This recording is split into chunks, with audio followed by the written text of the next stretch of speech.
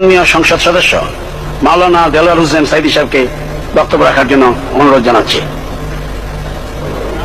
নাহমাদুহু ওয়া নুসাল্লি আলা রাসূলিহিল কারীম ওয়া আলা আলিহি ওয়া আসহাবিহি আজমাইন।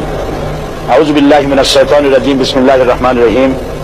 মাননীয় স্পিকার, আপনি এই মহান সংসদের স্পিকার হিসেবে নির্বাচিত হয় আমরা জাতীয় সংসদের পক্ষ থেকে আপনাকে অন্তরের অন্তঃস্থল থেকে মোবারকবাদ জানাচ্ছি।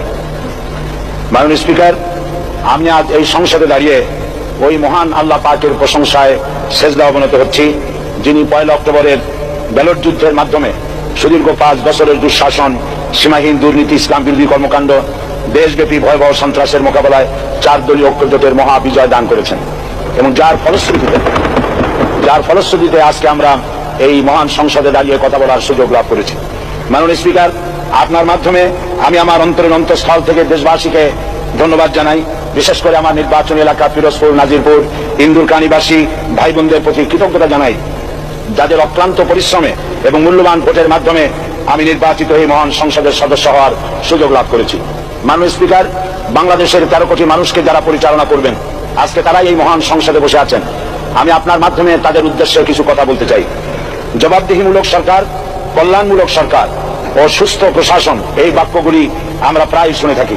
এই বাক্যগুলির অর্থ সরকার স্বৈরাচার নয়, বরং জনগণের কল্যাণে জনগণ নিকট দায়বদ্ধ সরকার, যা আব্রাহাম লিঙ্কনের ভাষায় by the people, for the people, of the people. বর্তমান পৃথিবীতে মূলত গণতান্ত্রিক দেশে এখন সরকারকে বিবেচনা করা হয়, এরূপ সরকারের জনগণের সার্বভৌম ক্ষমতার উৎস হিসাবে বিবেচনা করা হয়।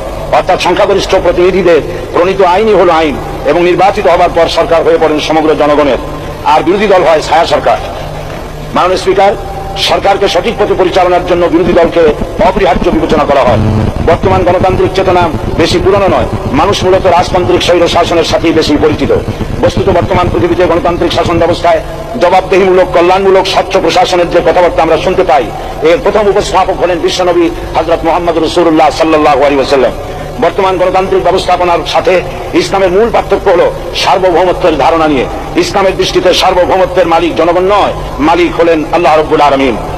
কিন্তু সরকার গঠন ও পরিচালনা জনগণের ইচ্ছার ভিত্তিতে হতে হবে। জনগণের ইচ্ছার বিরুদ্ধে ক্ষমতায় থাকার অধিকার ইসলামের স্বীকৃত নয়।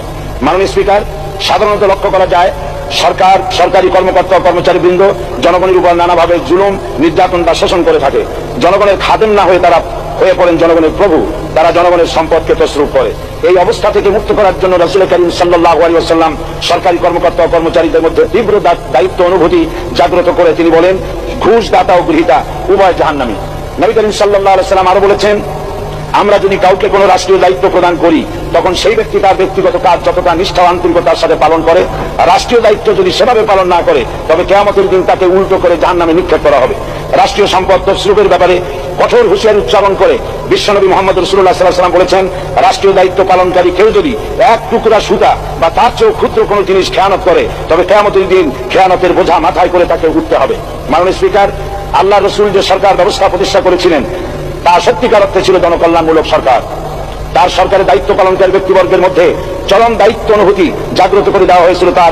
এটা সম্ভব হয়েছিল কেবলমাত্র আখিরাতের তীব্র বিশ্বাস ও মহান আল্লাহর দরবারে জবাবদিহিতার অনুভূতির মাধ্যমে। মানুষের নিকট জবাবদিহিতা পাশ কাটিয়ে যাওয়া যায়, কিন্তু আল্লাহর নিকট জবাবদিহিতা পাশ কাটানোর কোনো সুযোগ নেই।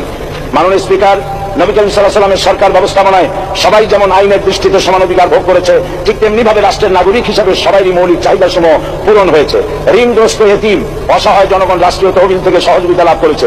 মূলত এটা জনকল্যাণমূলক সরকারের ধারণা বিশ্ববাসী তখনই প্রথম অবলোকন করে। মাননীয় স্পিকার, নবী করিম সাল্লাল্লাহু আলাইহি ওয়াসাল্লাম সরকারি কর্মকর্তাদের বিরুদ্ধে কোনো অভিযোগ পেলে তখনই ব্যবস্থা গ্রহণ করতেন। আইনের চোখে সবাই সমান এবং এ কারণেই শাসকদের আত্মীয় স্বজন কারো পক্ষে সম্ভব ছিল না জনগণের উপরে জুলুম করা। খলিফা ওমর রাদিয়াল্লাহু তাআলা আনহুর এক ছেলে অপরাধী প্রমাণিত হলে সে দণ্ডভোগ থেকে রেহাই পায়নি, এমন কেউকে তার মৃত্যুদণ্ড হয়েছিল। আবার খলিফা নিজেকে আইনের ঊর্ধ্বে মনে করতেন না, তাই বর্ম চুরির ঘটনায় আলী রাদিয়াল্লাহু তাআলা আনহু কাজীর দরবারে সাধারণ ফরিয়াদির মতো উপস্থিত হন। নিজের ছেলে ও চাকরের সাক্ষী যথেষ্ট না হয় কাজী খলিফার বিপক্ষে রায় দেন। এখানে বিচার বিভাগ ছিল সম্পূর্ণ স্বাধীন এবং শাসন বিভাগের নিকট তার কোনো দায়বদ্ধতা ছিল না। মাননীয় স্পিকার, এসব হলো ইতিহাস। মুসলমান আজ অনুসরণ করতে চায় না তাদের অতীতের গৌরবোজ্জ্বল। মাননীয় স্পিকার, যে জাতির এক পূর্বসূরি মাথায় আকার বোঝা বহন করে নিয়ে চললেন আর বলে গেলেন মানুষ কেন খোরাতের কুলে যদি একটি কুকুরও না খেয়ে মারা যায়, তবে এই ওমর রাদিয়াল্লাহু তাআলা আনহুকে কিয়ামতের দিন আল্লাহর দরবারে জবাবদিহি করতে হবে। আর আজ সেই জাতির দায়িত্বশীলরা জনগণকে অভুক্ত রেখে তাদের মুখের গ্রাসে ভাগ বসায়। জনগণ তাদের নিকট উপস্থিত হলে মনে হয় যেন গোলাম প্রভুর দরবারে উপস্থিত হয়েছে, আর অহেতুক উৎকোচ দাবি করে তাদের উপর জুলুম করছে। আর আল্লাহ পাক জালিমকে কখনোই পছন্দ করেন না।